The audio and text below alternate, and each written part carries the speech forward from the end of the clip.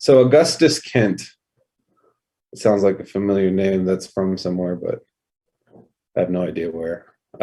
Considering the bear market and reduced dollar value of ERG, does the US have, or the EF, have funds to keep operating as you have been doing?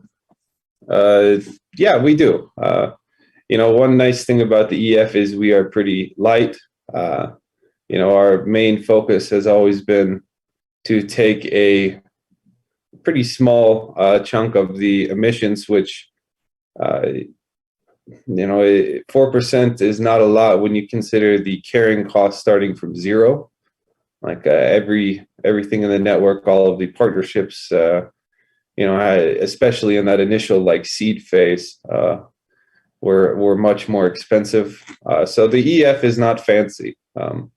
The Ergo Foundation, sometimes we get a hard time from people saying like, when are you going to, push more media and, hire more influencers and all of that. That's really not fully in our purview. We don't have the funding for that. And we've always tried to be conservative and say, okay, well, we have a development roadmap that's open, collaborative, and our main focus has been to deliver that to the ecosystem.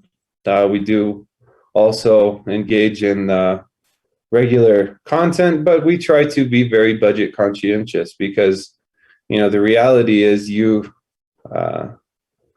can't really market an organic community long term. You can certainly try to get exposure and pay, somebody that makes funny faces in YouTube videos and says pump it, but long term, I would say that tends to only have a very short life. And our goal with Ergo is to be survivable long term. So, if that ever were to be an issue, which at this point I don't see that being an issue, I would volunteer.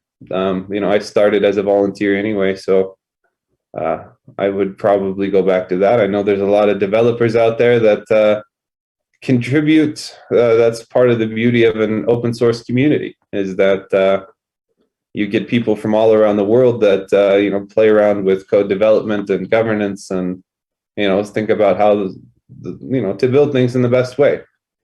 We have a ton of community developers out there that build small open source tools that are just valuable, and as that kind of aggregates and gives value to whoever comes next. Right now in our industry, it's like there's this desire to say, okay, decentralized is like a really bad advertising term, in my opinion, to where people want someone else to be in control, to create all of the value for them. And it's basically like a slogan for a centralized company. Ergo is an open source ecosystem at its core. That's what it's always been. And so that does have, both pros and cons. Now, the biggest pro to that is you don't see a lot of gatekeeping. I don't come up here and spin one narrative that everybody is supposed to follow in an open source ecosystem.